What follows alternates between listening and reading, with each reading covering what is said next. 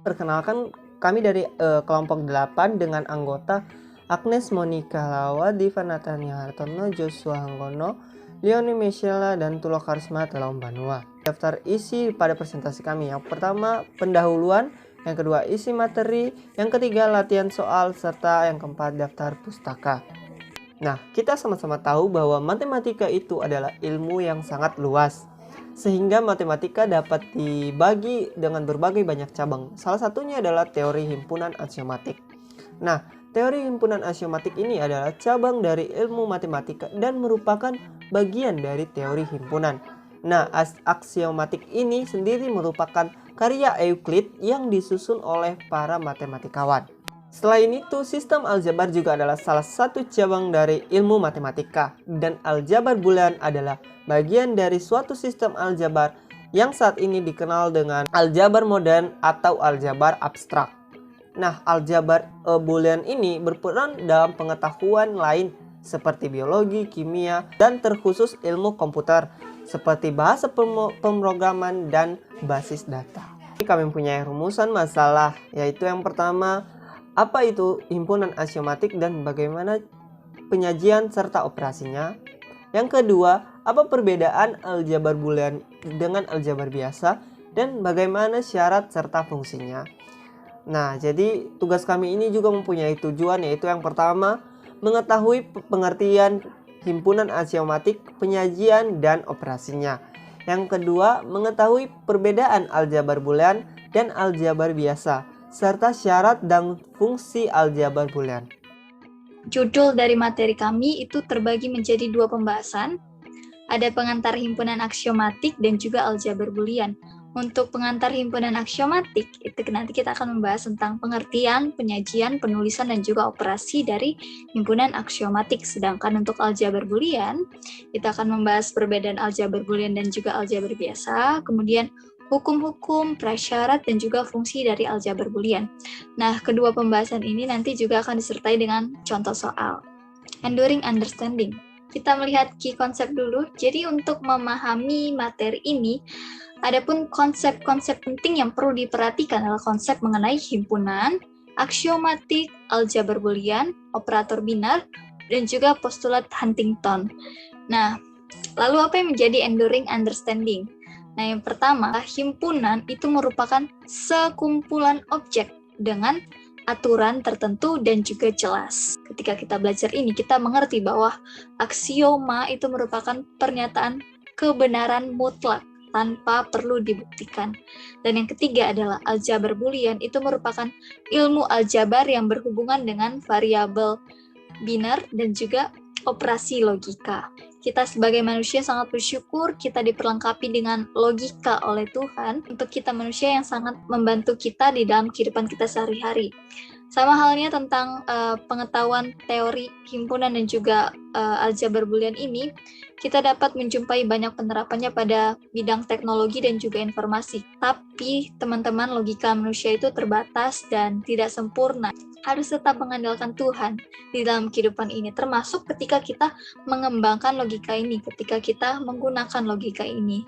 Dan biarlah ini semua kita boleh terapkan di dalam kehidupan kita sehari-hari. Oke, selanjutnya saya akan menjelaskan tentang pengantar himpunan aksiomatik. Pengantar himpunan aksiomatik ini sebenarnya hanya teori himpunan pada dasarnya, sering kita temukan dan disajikan dalam bentuk diagram Venn. Namun, ini sudah ada sistem aksiomatik yang dimana kita sudah lihat pada penjelasan sebelumnya. Nah, kita langsung saja masuk ke dalam notasi himpunannya. Nah, notasi himpunan ini biasa kan disimbolkan dengan seperti huruf A, B, C, D, E, F, G, H, I, J, K. Nah, seperti itu. Jadi notasi himpunan biasa berbentuk seperti itu. Ada juga penyajian yang bisa disajikan dengan 3 cara. Ada menyebutkan dan mendaftarkan anggotanya, enumerasi dengan kata-kata menuliskan sifat yang dimiliki anggotanya, atau dengan notasi himpunan yang bisa kita lihat contohnya di slide. Ada diagram Venn yang sering kita temui, berbentuk persegi, bersegi panjang dengan 2 yang bulat di tengah namun bukan dekat, yaitu himpunan A dan himpunan B, yang bisa kita lihat penjelasan lebih lagi dalam slide.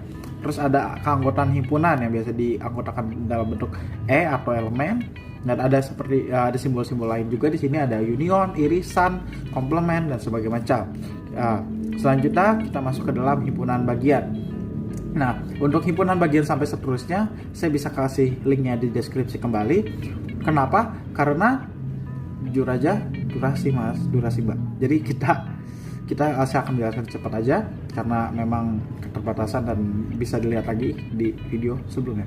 Oke, himpunan bagian ini adalah di mana anggota himpunan A juga merupakan anggota himpunan B. Jadinya himpunan A merupakan himpunan bagian dari B. Kita lanjut ke himpunan kosong. Itu seperti yang kita tahu adalah himpunan yang tidak memiliki anggota. Lanjut ke himpunan semesta. Himpunan semesta adalah himpunan umum ataupun himpunan utama. Himpunan sama adalah himpunan yang anggotanya sama. Nah, himpunan saling lepas, himpunan yang benar-benar berbeda, himpunan ekvivalen adalah anggota yang sama, himpunan komplement adalah himpunan selain dari himpunan tersebut. Operasi himpunan, kita masuk ke dalam operasi himpunan, ada union, gabungan, ada selisih, ada hasil kali, dan ada irisan yang bisa kita lihat penjelasannya di dalam deskripsi. Ya, itu sekian dari saya untuk pengantar teori himpunan aksiomatik.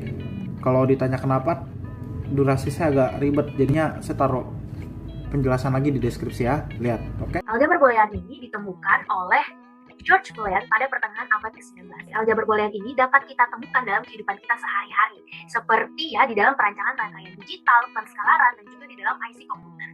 Jadi manfaat kita mempelajari aljabar Boolean ini adalah agar kita semakin paham gitu ya, bukan hanya dalam konsep matematika, tetapi juga secara kontekstual. Kita semakin paham dengan hal-hal yang berkaitan dengan ilmu komputer.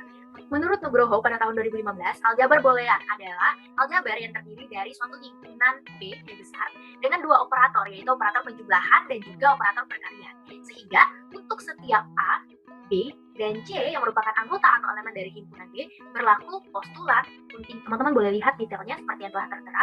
Idempoten itu adalah sifat beberapa operasi tertentu di dalam matematika dan juga ilmu komputer yang dapat diterapkan beberapa kali tanpa memberikan hasil berbeda. Suatu postulat dapat diperoleh dari postulat lain untuk setiap postulat Huntington. Nah, hal ini disebut sebagai dualitas. Selanjutnya, kita akan melihat perbedaan dari aljabar biasa dan juga aljabar Boolean. Yang pertama, aksioma distributif penjumlahan Y dengan Z yang sama dengan perkalian X dan Y dijumlahkan dengan perkalian X, Z itu tidak benar untuk aljabar biasa, tetapi aksioma tersebut benar untuk aljabar Boolean. Yang berikut, aljabar biasa memiliki kebalikan dari perkalian dan penjumlahan. Maka di dalam aljabar biasa itu ada operasi pembagian dan pengurangan. Tetapi tidak begitu pada aljabar Boolean. Yang berikut, operator komplement itu tidak terdapat pada aljabar biasa, tetapi terdapat pada aljabar Boolean.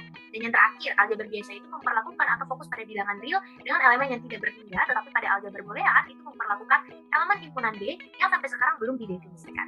Selanjutnya, kita akan melihat mengenai hukum aljabar Boolean. Ada beberapa hukum. Yang kemudian adalah prasyarat atau syarat ya yang harus dipenuhi di dalam aljabar Boolean ini ada 3. Yang pertama, adanya elemen-elemen himpunan B, kemudian kaidah operasi untuk operasi binar dan unar. Kalau binar berarti menggunakan 2 standar operasi, kalau unar berarti hanya 1. Kemudian yang ketiga, memenuhi postulat Huntington. Next, kita akan mempelajari mengenai fungsi Boolean ya. Jadi fungsi Boolean itu diekspresikan sebagai berikut. F variabel sama dengan suatu ekspresi. Atau F memetakan himpunan B pangkat N kepada himpunan B. Dengan B pangkat N itu sebagai himpunan yang beranggotakan pasangan terurut ganda N di dalam domain B. Nah, variabel binar memiliki 2 nilai, yaitu nilai 0 dan nilai 1. Sedangkan ekspresinya itu terdiri dari operator, variabel, konstanta, dan juga pengelompokan. Operatornya ini terdiri dari operator OR, AND, dan juga NOT. Sedangkan pengelompokannya itu dilakukan menggunakan simbol kurung. Nah, berikut ini adalah tabel kebenaran untuk fungsi Boolean tersebut. Oke teman-teman, sekarang kita akan masuk ke dalam penjelasan latihan soal. Dalam PPT, kami menjelaskan ada 10 latihan soal, akan tetapi pada kesempatan ini saya akan menjelaskan 1 latihan soal saja mengenai soal aljabar Boolean. Buktikan dengan menggunakan hukum-hukum aljabar Boolean dan tabel kebenaran bahwa A aksen dikalikan BC ditambah AB ditambah BA aksen sama dengan A aksen B.